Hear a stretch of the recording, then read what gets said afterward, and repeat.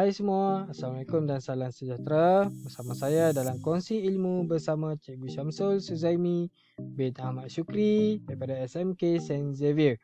Pada kali ini saya akan berkongsi satu topik iaitu topik keempat dalam mata pelajaran asas sains komputer tingkatan 3 iaitu kod arahan. Dan saya akan fokuskan kepada subtopik 4.1.1 iaitu maksud dan penggunaan pangkalan data dan SQL. Secara umumnya, penggunaan pangkalan data dan kod arahan dalam sistem berkomputer dan peranti elektronik pintar pada masa kini telah menjadikan urusan kita lebih pantas dan lebih efisien. Okey, contohnya kita dapat menjimatkan masa. Jika kita pergi ke kedai ataupun pergi ke bank, kita hanya perlu ke ATM bank. Okey, di sini adalah contoh aplikasi pangkalan data dalam kehidupan kita. Okey, yang ada di sekeliling kita lah.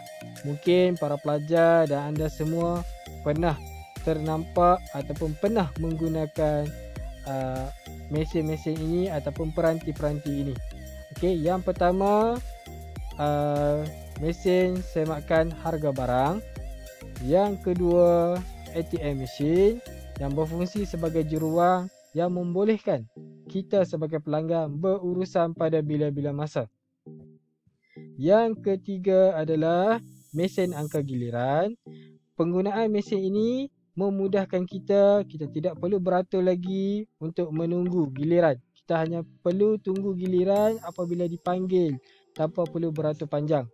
Dan mesin pengesanan cap jari, terutamanya untuk kehadiran staf-staf di sesebuah organisasi.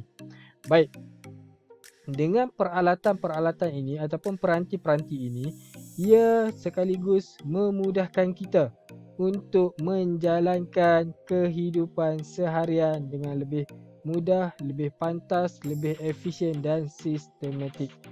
Baik, seterusnya, untuk lebih mendalami apa itu pangkalan data dan SQL, yang pertama kita perlu tahu maksud data dan maksud maklumat.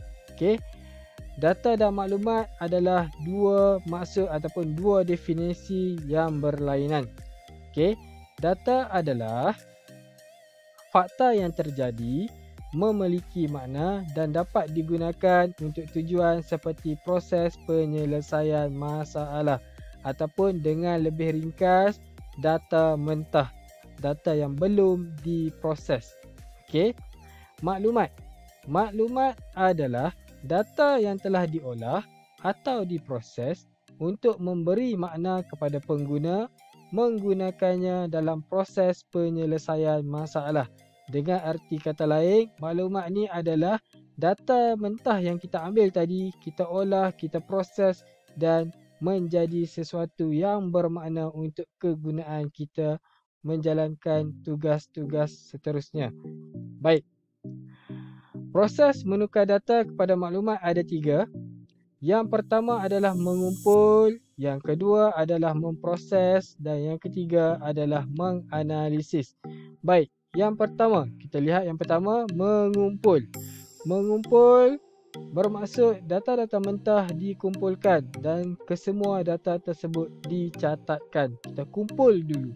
Okey, yang kedua memproses. Data-data yang dikumpul tadi akan diproses mengikut keperluan tertentu. Okey, berdasarkan tugas ataupun apa output akhir yang kita impikan ataupun kita inginkanlah. Dan yang ketiga adalah menganalisis. Maksudnya data dianalisis bagi menentukan kesahihannya. Okey, data tu walaupun kita dah proses, kita perlu analisis terlebih dahulu untuk kita sahkan sama ada maklumat yang terhasil adalah maklumat yang tepat ataupun tidak. Okey, baik, ini adalah proses untuk menukarkan data kepada maklumat. Baik, seterusnya kita masuk kepada pangkalan data. Okey, di sini ada 4 maksud pangkalan data, pengenalan kepada pangkalan data. Yang pertama, merupakan ruang penyimpanan data secara berpusat bagi sistem maklumat berkomputer. Okey. Yang kedua, koleksi data yang saling berhubung antara satu sama lain, memudahkan data dan maklumat untuk disimpan, dicapai atau dikemaskini. Dan yang keempat, data yang disimpan tanpa ada pengulangan data atau kelewahan data. Baik, seterusnya. Pengurusan data. Okey, pengurusan data terbahagi kepada dua, iaitu sistem fail dan sistem pangkalan data. Okey, kita lihat yang pertama, iaitu sistem fail. Sistem fail juga terbahagi kepada dua. Yang pertama adalah sistem fail secara manual dan sistem fail secara elektronik. Kita akan lihat satu persatu dan saya akan berikan contoh apa itu sistem fail secara manual dan apa itu sistem fail secara elektronik. Baik, sistem fail secara manual, yang pertama data disimpan dalam kertas, fail kertas disimpan dalam kabinet, yang ketiga capaian ke atas data mengambil masa, rekod sukar diubah, ruang yang besar diperlukan untuk menyimpan fail.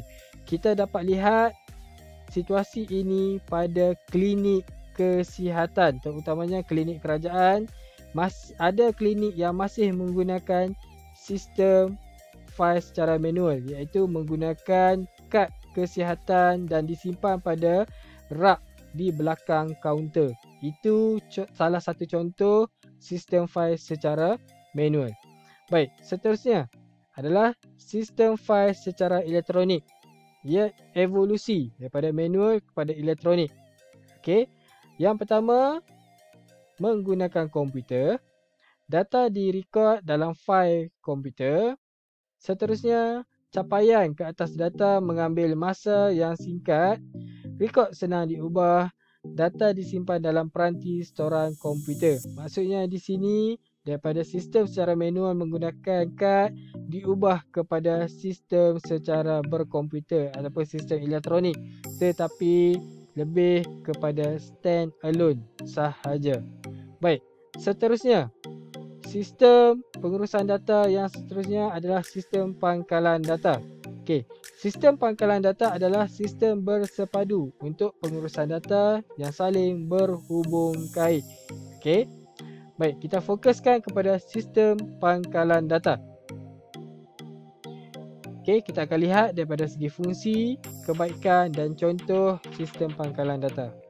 Okey, yang pertama, fungsi sistem pangkalan data adalah membina sistem pemprosesan data yang cekap dan menyepadukan koleksi data.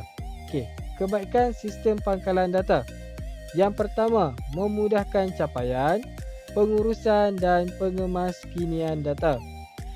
Yang kedua, mengelakkan pengulangan data, menjaga integriti data dan menjaga keselamatan data. Baik, jika kita menggunakan pangkalan data, kita akan wujudkan satu kekunci primer ataupun primary key untuk mengelakkan pengulangan data.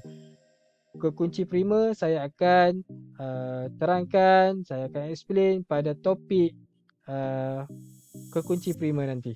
Baik, contoh sistem pangkalan data yang sering kita tengok. Okey, yang pertama sistem inventory barangan di pasaraya dan sistem analisis peperiksaan sekolah SEP untuk semua sekolah di Malaysia. Saya rasa dan saya yakin semua pelajar pernah menggunakan SEP. Okey, untuk melihat pencapaian peperiksaan para pelajar masing-masing lah. Okey, baik.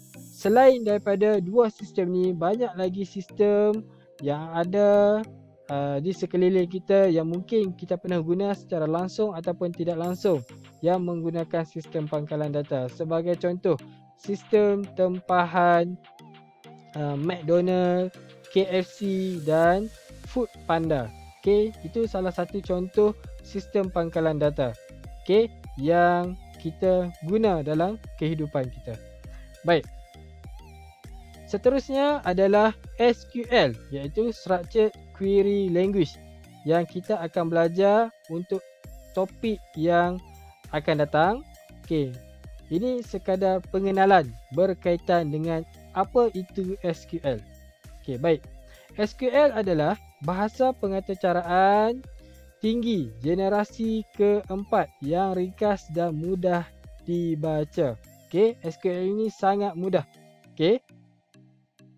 SQL tidak sensitif huruf. Kata kunci SQL boleh ditulis dalam huruf besar atau huruf kecil.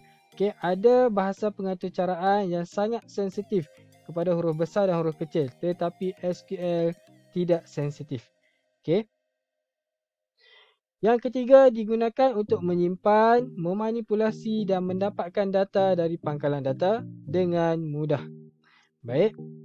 Contoh penyataan SQL yang akan kita pelajari pada topik akan datang adalah select from, select where, select order by. Ketiga-tiga ini kita akan pelajari dengan lebih detail dan saya akan kongsikan berkaitan topik ini pada video yang akan datang, perkongsian yang akan datang mengikut topik yang telah ditetapkan.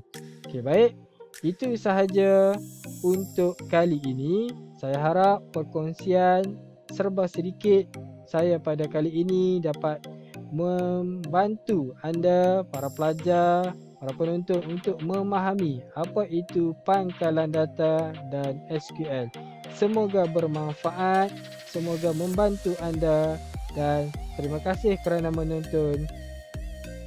Terima kasih dan Assalamualaikum.